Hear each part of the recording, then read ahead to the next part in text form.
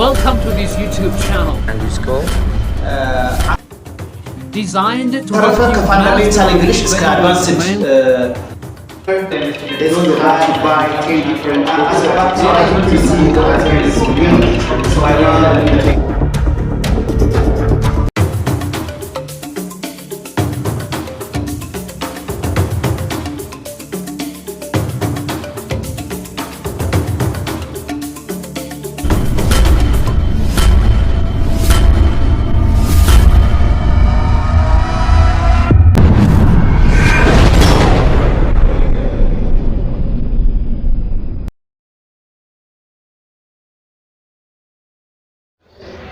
ሰላም እንዴት ናችሁ የፓራዳይም የቋንቋ ተማሪዎች በዛሬው የትምህርት ክፍል ባክግራውንድ ኦፍ ሊስኒንግ ስኪልስ ነው ይሄ ለኢንተርሚዲየት ኤንድ አድቫንስድ ሌቭልስ ነው ያዘጋጀሁት ማለት ነው ኦኬ if you are beginner level student that's okay but this lesson is supposed to be for the intermediate and advanced English learners background of listening skills.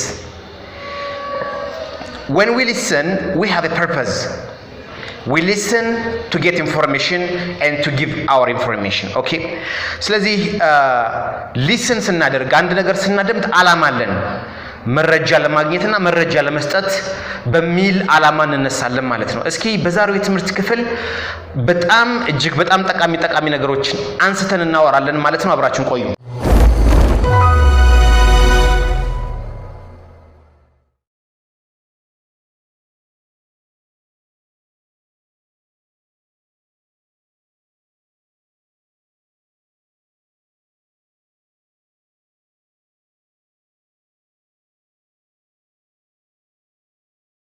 እሺ ትምህርታችንን እንጀምር የባክግራውንድ ኦፍ ሊስኒንግ ስኪል ነው ሊስኒንግ takes place in two situations በሁለት አይነት ሁኔታዎች ይከናወናል ሊስኒንግ አንደኛው listening for practicing purpose okay practicing purpose or listening for training purpose number 1 number 2 listening for effective communication purpose now let's come to listening for practicing purpose what do we mean watching movies when you watch a movie you are listening what listening a sound of English okay you are training your ears okay so listening for practicing purpose means when you listen something you are training your ears here are listening situations number 1 friends talking English you listen number 2 during interview you listen when people are interviewed you listen when people shopping they speak English and you listen announcements you listen announcements talk show program lecturing when lecturing you listen in this situation you listen a sound of English so this is called the training period okay the purpose of listening is you are training your ears in this situation no response በዚህ ሁኔታ ላይ ሪስፖንስ የሚባል ነገር የለም ማለት ነው የመጀመሪያው ዓላማ ጆሮን ለማሰልጠን ነው የምናደምጠው ማለት ነው now let's come to listening for effective communication purpose in this situation you are communicating with people so you are talking with people so in order to have effective communication you must listen attentively so what is the purpose of listening to give a response okay in this situation you are expected to give a response ሶ አንድ ሰው ለምሳሌ ከጓደኛው ጋር እንግሊዘኛ ያወራ ከሆነ ምላሽ መስጠት ይጠበቅበታል ኦኬ ስለዚህ የሚያደምጥበት purpose to give response ነው ማለት ነው።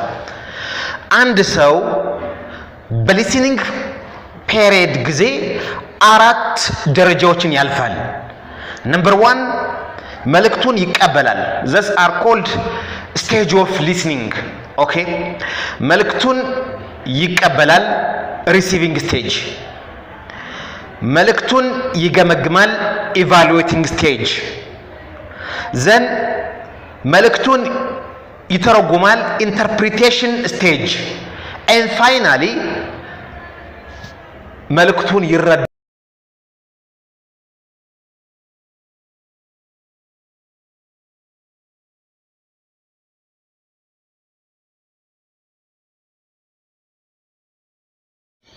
እሺ ትምህርታችንን ቀጥል። የዛሬው ትምህርታችን ስለ ሊስኒንግ ነው። አንድ ሰው ሲያወራ ቃላት ይጠቀማል። ያ ቃል ምናልባት ኮንፊውዝ ሊያደርገን ይችላል። ራይት ኢን ኢንፎርማል ኮንቨርሴሽን ጊዜ ኢን ሪል ላይፍ ኮንቨርሴሽን ጊዜ አንድ ሰው ኢንፎርማል እንግሊሽ ሊጠቀም ይችላል ወይም ኢዲየም ሊጠቀም ደግሞ ይችላል። ታፕ እንግሊሽ ወጣ ያሉ እንግሊዘኞችን ሊጠቀም ይችላል። ወይም ደግሞ ስሜትን ለመግለጽ የሚጠቀመው ቃል ግራ ሊያጋባን ይችላል። ያልጠበቃችሁት ቃል አምጦ ሊያስገባ ይችላል። ዴድ ሊል ይችላል ያለ ቦታው። ጥሬ ትርጉሙ ዴድ የምናውቀው በመሞት በሚለው ቃል ነው። ኦኬ ነገር ግን ይሄንን ዴድ የሚለውን የስሜታቸውን መጠን ሊገልጹበት ይችላሉ። አም ዴድ ታየርድ ድክምክምክም ብያለሁ ይላል። ወይም ክሬዚ የሚለውን እብድ በሚለው ብታውቁት አም ክሬዚ ላቭ ሲል አብጃለሁ ለማለት ነው። ወይም ዘ ፓርቲ ኢዝ ክሬዚ ሲል እብድ ያለ ድግስ ነበር ሲል ክሬዚ የሚለውን በመጠቀሙ ምክንያት we get confused. alright ስለዚህ አንድ ሰው ለምሳሌ ረጅም አረፍተ ነገር ሲያወራ the first problem ያንን ሁሉ እንግሊዘኛ እንዴት ነው ማን ይረዳል? it's long. ኦኬ ለዛ ነው ብዙ ጊዜ ሰዎች ሐሳባችንን እንዲረዱን ባጭሩ ማስረዳት መቻል።